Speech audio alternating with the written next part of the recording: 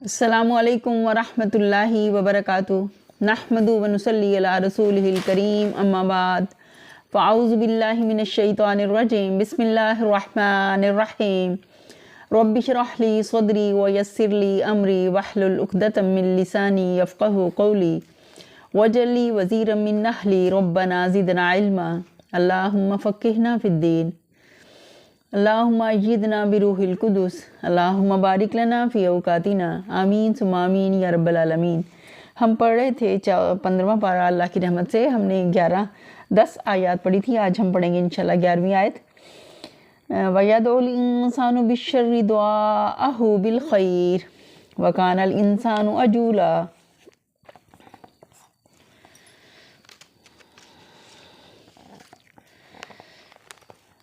انسان شر اس طرح مانگتا ہے جس طرح خیر مانگنی چاہیے۔ انسان بڑا ہی جلد باز واقع ہوا ہے۔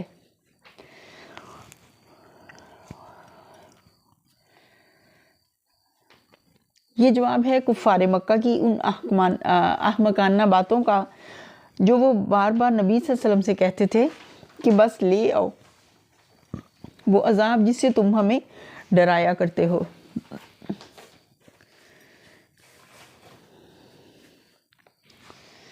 اوپر کے بیان میں مان یہ فکرہ ارشاد فرمانے کی غرض اس بات پر تنبیہ کرنا ہے کہ بے وقوفو، خیر مانگنے کی بجائے عذاب مانگتے ہو۔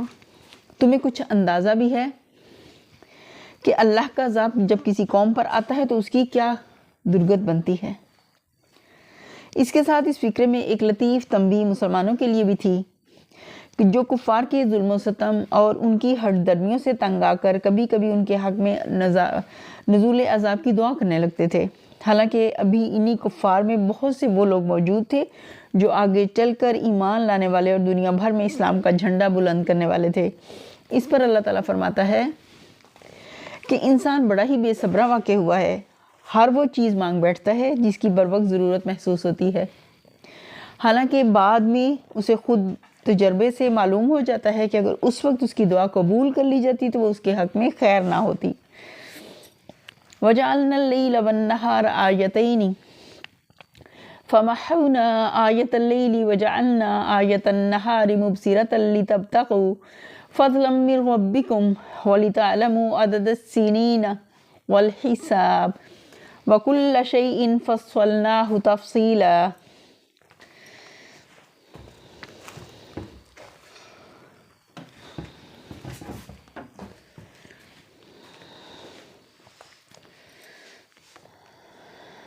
دیکھو ہم نے رات اور دن کو 2 نشانیاں بنایا ہے۔ رات کی نشانی کو ہم نے بے نور بنایا ہے اور دن کی روشنی کو روشن کر دیا تاکہ تم اپنے رب کا فضل تلاش کر سکو اور ماہ و سال کا حساب معلوم کر سکو۔ اسی طرح ہم نے ہر چیز کو الگ الگ ممیز کر رکھا ہے۔ مطلب یہ کہ اختلافات سے گھبرا کر یکسانی و یکرنگی کے لیے بے چین نہ ہو۔ اس دنیا کا تو سارا کارخانہ قدرت ہی اختلاف اور امتیاز اور تنوع کی بدولت چل رہا ہے۔ مثال کے طور پر تمہارے سامنے نمایاں ترین نشانیاں یہ رات اور دن ہیں جو روز تم پر طاری ہوتے رہتے ہیں۔ دیکھو کہ ان کے اختلاف میں کتنی عظیم الشان مصلحتیں موجود ہیں۔ اگر تم پر دائماً ایک ہی حالت طاری رہتی تو کیا یہ ہنگامِ وجود چل سکتا تھا؟ پس جس طرح تم دیکھ رہے ہو کہ عالم طبیعیات میں فرق و اختلاف اور امتیاز کے بے شمار مصلحتیں وابستہ ہیں، اسی طرح انسانی مزاجوں اور خیالات اور رجحانات میں بھی جو فرق و امتیاز پایا جاتا ہے وہ بڑی مصلحتوں کا حامل ہے۔ خیر اس میں نہیں ہے کہ اللہ تعالیٰ اپنی فوق الفطری مداخلت سے اس کو مٹا کر سب انسانوں کو جبراً نیک اور مومن بنا دے، یا کافروں اور فاسقوں کو ہلاک کر کے دنیا میں صرف اہل ایمان و اطاعت ہی کو باقی رکھا کرے۔ اس کی خواہش کرنا تو اتنا ہی غلط ہے جتنا یہ خواہش کرنا کہ صرف دن ہی دن رہا کرے، رات کی تاریکی سرے سے کبھی تاریک ہی نہ ہو۔ البتہ خیر جس چیز میں ہے وہ یہ ہے کہ ہدایت کی روشنی جن لوگوں کے پاس ہے وہ اسے لے کر ضلالت کی تاریکی دور کرنے کے لیے مسلسل سعی کرتے ہیں، کوشش کرتے رہیں، اور جب رات کی طرح کوئی تاریکی کا دور آئے تو وہ سورج کی طرح اس کا پیچھا کریں یہاں تک کہ روز روشن نمودار ہو جائے۔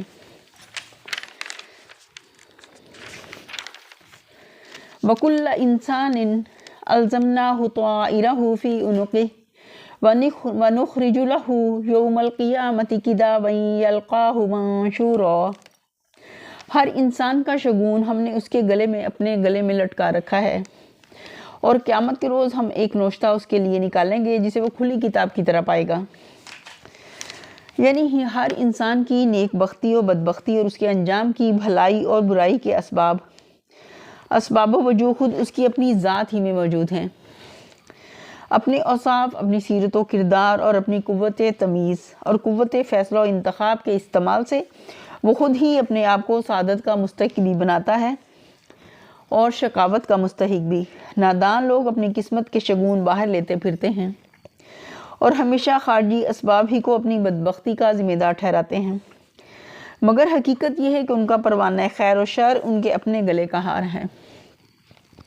وہ اپنے گریبان میں منہ ڈالیں تو دیکھ لیں کہ جس چیز نے ان کو بگاڑ اور تباہی کے راستے پر ڈالا اور آخرکار خائب و خاسر بنا کر چھوڑا، وہ ان کے اپنے ہی برے اوصاف اور برے فیصلے تھے، نہ یہ کہ باہر سے آ کر کوئی چیز زبردستی ان پر مسلط ہو گئی تھی۔ اقرأ کتابک کفیٰ بنفسک اليوم علیک حسیبا، پڑھ اپنا نامہ اعمال، آج اپنا حساب لینے کے لیے تو خود ہی کافی ہے۔ من اہتدی فإنما یہتدی لنفسہ ومن ضل فإنما یضل علیہا ولا تزر وازرۃ وزر اخری وما کنا معذبین حتی نبعث رسولا۔ جو کوئی راہ راست اختیار کرے اس کی راست روی اس کے اپنے ہی لیے مفید ہے، اور جو گمراہ ہو اس کی گمراہی کا وبال اسی پر ہے۔ کوئی بوجھ اٹھانے والا دوسرے کا بوجھ نہ اٹھائے گا، اور ہم عذاب دینے والے نہیں ہیں جب تک کہ لوگوں کو حق و باطل کا فرق سمجھانے کے لیے ایک پیغمبر نہ بھیج دیں۔ یعنی راہ راست اختیار کر کے کوئی شخص اللہ پر یا رسول یا اصلاح کی کوشش کرنے والوں پر کوئی احسان نہیں کرتا، بلکہ خود اپنے ہی حق میں بھلا کرتا ہے، اور اسی طرح گمراہی اختیار کر کے یا اس پر اصرار کر کے وہ کسی کا کچھ نہیں بگاڑتا، اپنا ہی نقصان کرتا ہے۔ اللہ اور رسول اور دایان حق انسان کو غلط راستوں سے بچانے اور صحیح راہ دکھانے کی جو کوشش کرتے ہیں، وہ اپنی کسی غرض کے لیے نہیں بلکہ انسان کی خیر خواہی کے لیے کرتے ہیں۔ ایک عقل مند آدمی کا کام یہ ہے کہ جب دلیل سے اس کے سامنے حق کا حق ہونا اور باطل کا باطل ہونا واضح کر دیا جائے تو وہ تعصبات اور مفاد پرستیوں کو چھوڑ کر سیدھی طرح باطل سے باز آ جائے اور حق اختیار کر لے۔ تعصب یا مفاد پرستی سے کام لے گا تو آپ اپنا بدخواہ ہوگا۔ یہ ایک نہایت اہم اصولی حقیقت ہے جسے قرآن مجید میں جگہ جگہ ذہن نشین کرانے کی کوشش کی گئی ہے، کیونکہ اسے سمجھے بغیر انسان کا طرز عمل کبھی درست نہیں ہو سکتا۔ اس فکرے کا مطلب یہ ہے کہ ہر انسان اپنی ایک مستقل اخلاقی ذمہ داری رکھتا ہے اور اپنی شخصی حیثیت میں اللہ کے سامنے جواب دہ ہے۔ اس ذاتی ذمہ داری میں کوئی دوسرا شخص اس کے ساتھ شریک نہیں ہے۔ دنیا میں خواہ کتنے ہی آدمی، کتنی ہی قومیں اور کتنی ہی نسلیں اور پشتیں ایک کام یا ایک طریقے عمل میں شریک ہوں، بہرحال اللہ کی آخری عدالت میں اس مشترک عمل کا تجزیہ کر کے ایک انسان کی ذاتی ذمہ داری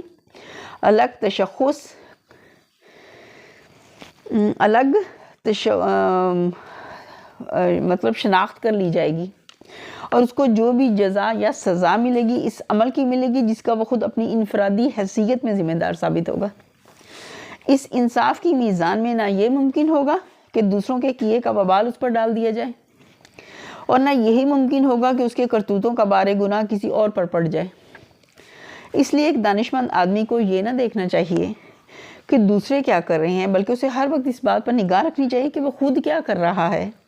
اگر اسے اپنی ذاتی ذمہ داری کا صحیح احساس ہو تو دوسرے خواہ کچھ بھی کر رہے ہوں وہ بہرحال اس طرز عمل پر ثابت قدم رہے گا جس کی جواب دہی اللہ کے حضور وہ کامیابی کے ساتھ کر سکتا ہو۔ یہ ایک اور اصولی حقیقت ہے جسے قرآن بار بار مختلف طریقوں سے انسان کے ذہن میں بٹھانے کی کوشش کرتا ہے۔ اس کی تشریح یہ ہے کہ اللہ تعالیٰ کے نظام عدالت میں پیغمبر ایک بنیادی حیثیت رکھتا ہے، ایک بنیادی اہمیت رکھتا ہے۔ پیغمبر اور اس کا لایا ہوا پیغام ہی بندوں پر اللہ کی حجت ہے۔ یہ حجت قائم نہ ہو تو بندوں کو عذاب دینا خلاف انصاف ہوگا، کیونکہ اس صورت میں وہ یہ عذر پیش کر سکیں گے کہ ہمیں آگاہ کیا ہی نہ گیا تھا،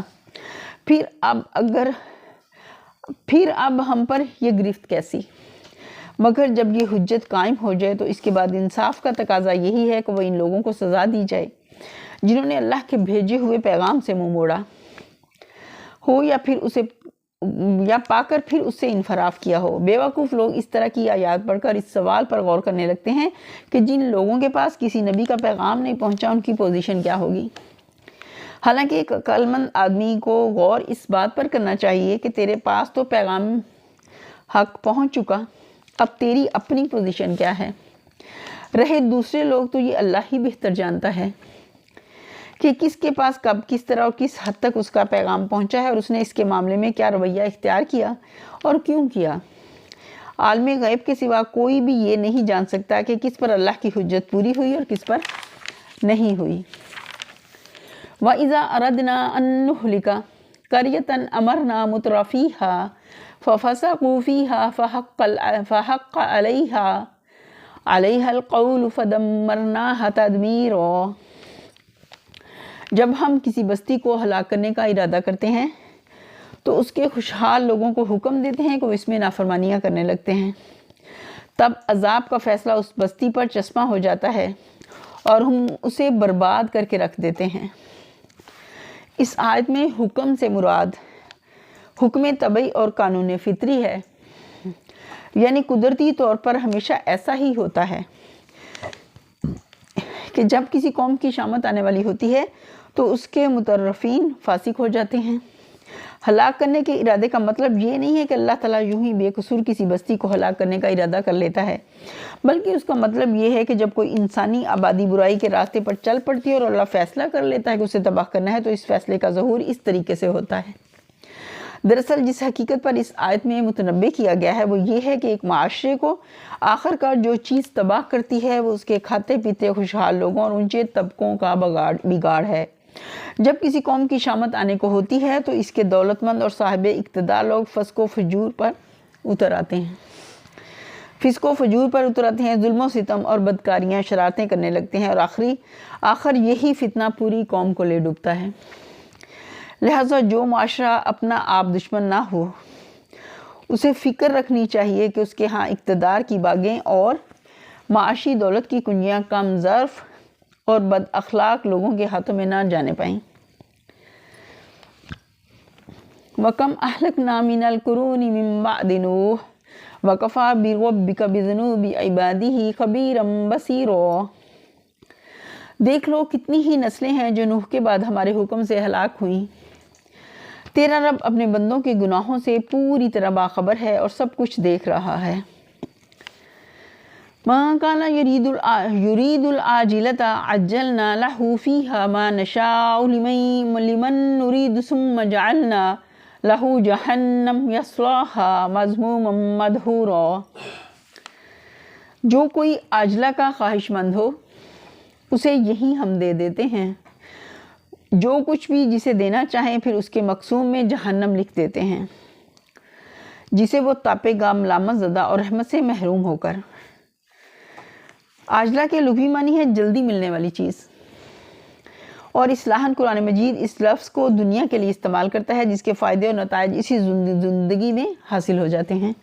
اس کے مقابلے کی اصطلاح آخرت ہے جس کے فوائد اور نتائج کو موت کے بعد دوسری زندگی تک مؤخر کر دیا گیا ہے۔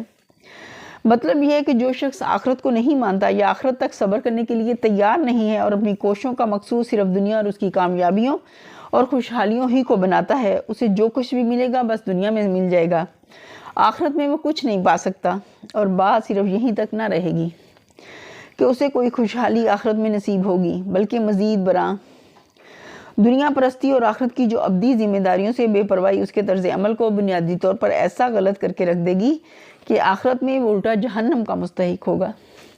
وَمَنْ أَرَادَ الْآخِرَةَ وَسَعَىٰ لَهَا سَعْيَهَا وَهُوَ مُؤْمِنٌ فَأُولَٰئِكَ كَانَ سَعْيُهُمْ مَشْكُورًا۔ اور جو آخرت کا خواہش مند ہو اور اس کے لیے صحیح کرے جیسی کہ اس کے لیے صحیح کرنی چاہیے کوشش، اور ہو وہ مومن تو ایسے ہر شخص کی صحیح مشکور ہوگی، یعنی اس کے کام کی قدر کی جائے گی، اور جتنی اور جیسی کوشش بھی اس نے آخرت کی کامیابی کے لیے کی ہوگی اس کا پھل وہ ضرور پائے گا۔ کُلًّا نُمِدُّ ہَٰؤُلَاءِ وَہَٰؤُلَاءِ مِنْ عَطَاءِ رَبِّكَ وَمَا كَانَ عَطَاءُ رَبِّكَ مَحْظُورًا۔ ان کو بھی اور ان کو بھی، دونوں فریقوں کو ہم دنیا میں سامان زیست دیے جا رہے ہیں۔ یہ تیرے رب کا عطیہ ہے، اور تیرے رب کی عطا کو روکنے والا کوئی نہیں ہے۔ یعنی دنیا میں رزق و سامان دنیا اور سامان زندگی دنیا پرستوں کو بھی مل رہا ہے اور آخرت کے طلبگاروں کو بھی۔ عطیہ اللہ ہی کا ہے، کسی اور کا نہیں، عطیہ اللہ کا ہی ہے۔ نہ دنیا پرستوں میں یہ طاقت ہے کہ آخرت کے طلبگاروں کو رزق سے محروم کر دیں، اور نہ آخرت کے طلبگار ہی یہ قدرت رکھتے ہیں کہ دنیا پرستوں تک اللہ کی نعمت پہنچنے نہ دیں۔ سب کو اللہ ہی دے رہا ہے۔ انظر کیف فضلنا بعضهم علی بعض وَلَلْآخِرَةُ أَكْبَرُ دَرَجَاتٍ وَأَكْبَرُ تَفْضِيلًا۔ مگر دیکھ لو دنیا ہی میں ہم نے ایک گروہ کو دوسرے پر کیسی فضیلت دے رکھی ہے، اور آخرت میں اس کے درجے اور بھی زیادہ ہوں گے، اور اس کی فضیلت اور بھی زیادہ بڑھ چڑھ کر ہوگی۔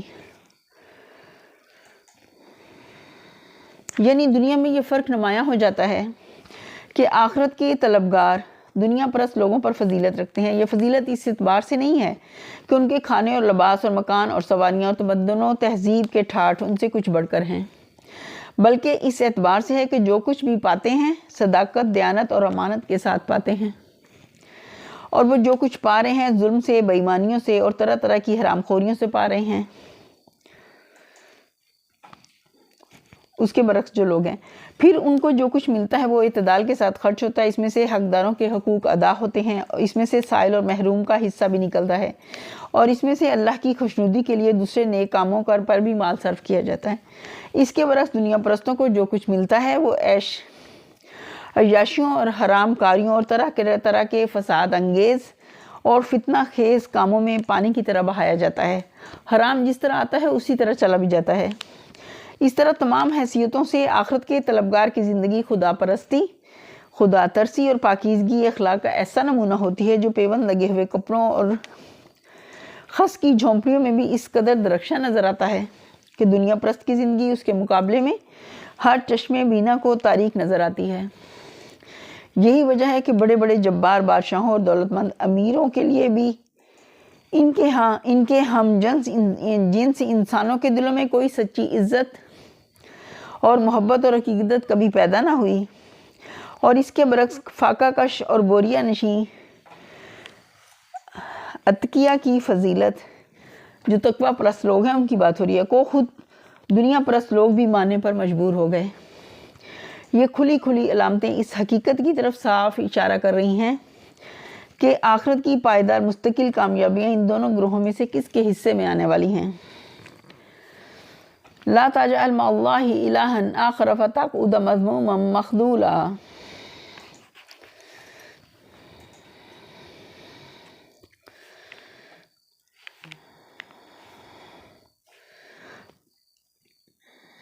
تو اللہ کے ساتھ کوئی دوسرا معبود نہ بنا، ورنہ ملامت زدہ بے یار و مددگار بیٹھا رہ جائے گا۔